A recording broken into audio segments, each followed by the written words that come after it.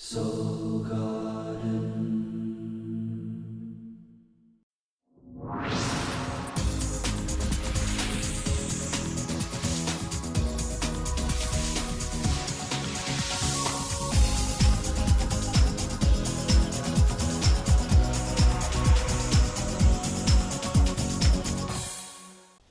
Hello my Sagittarians, and welcome back to Soul Horoscopes Weekly Edition. I'm your host to the universe, Christopher Witecki.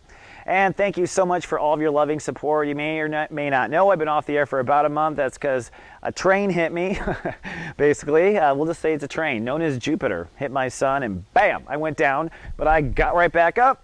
Thank you so much if you sent prayers, if you sent energy, if you kept paying GA and staying a subscriber. You kept us all going, and I am so grateful. It's nice to have the give-receive actually starting to work.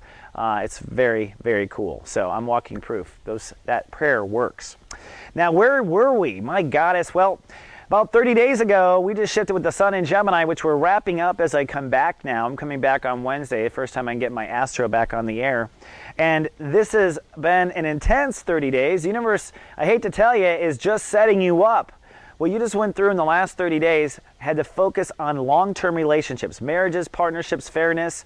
These might have been old lovers coming back, old temptations coming back. And the reason why I say you're just getting started at the end of the transit is because Jupiter moved into Gemini while I was in the hospital. What that means is it is now going to be a full year of rapid relationship expansion for the Sagittariuses that continues to go on even after the sun moves into intimacy now this week with the sun in Cancer.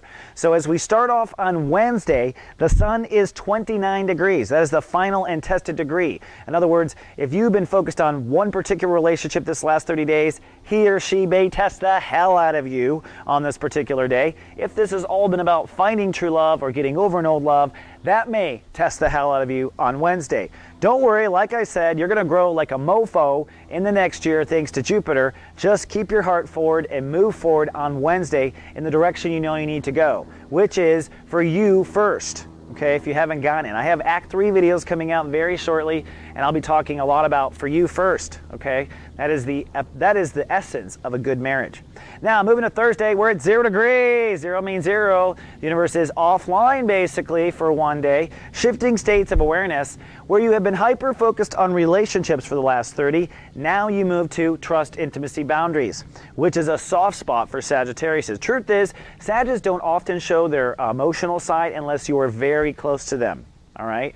Intimate even. In fact, only lovers sometimes actually get to see a Sag cry or go into any of that heavy Cancer emotion.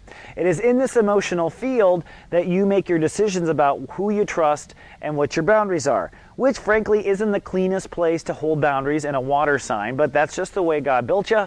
God love you. Point is emotions get caught up with safety, not safety, trust, etc. And part of the job is managing your emotions.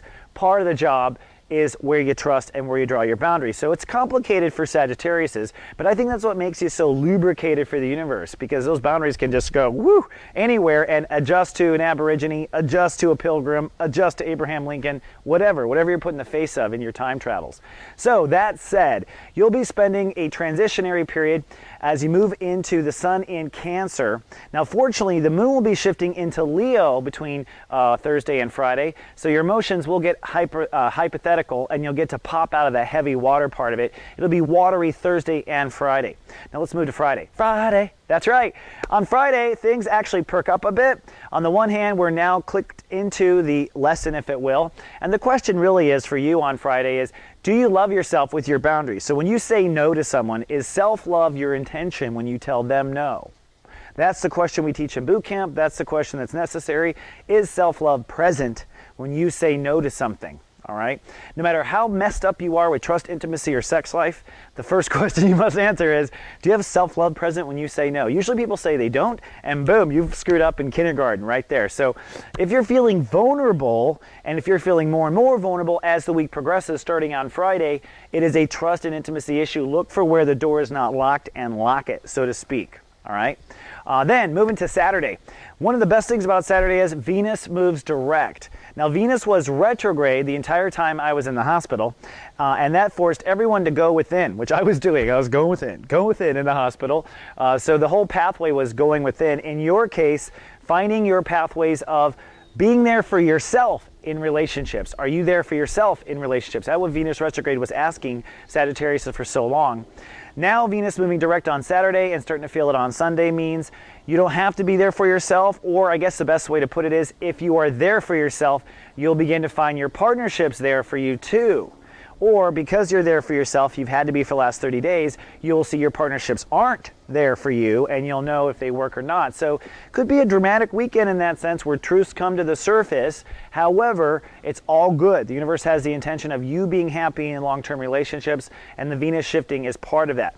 Emotions are high on Saturday, but the moon is well into Leo, so for you it's all theory, it's all life purpose, it's all Sagittarius kind of processing of emotion. So I don't think it'll hit you like a cement truck, but I do think that you're going to be up in flurry when it comes to the way you think and hypothesize.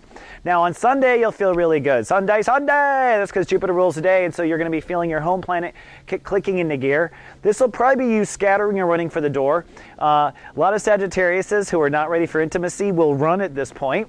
Where you don't hear back from them, they stop text messaging or whatever. Yes, I'm teasing some of you. But the point is that this is the run time. If you can, don't run, and rather look down and see, why are you running?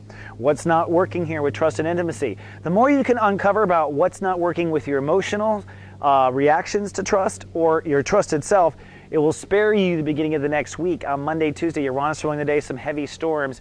And storms around trust is not fun, because sometimes that is you've discovered they're cheating, or they find out you lied, those types of things. So that's chapter 1, ickiness. Get it out on Sunday when Jupiter, your home planet, rules the day, and you can come to the head and discover it. You can have a transit happen early if you do the soul work, which is part of what GA people get to do.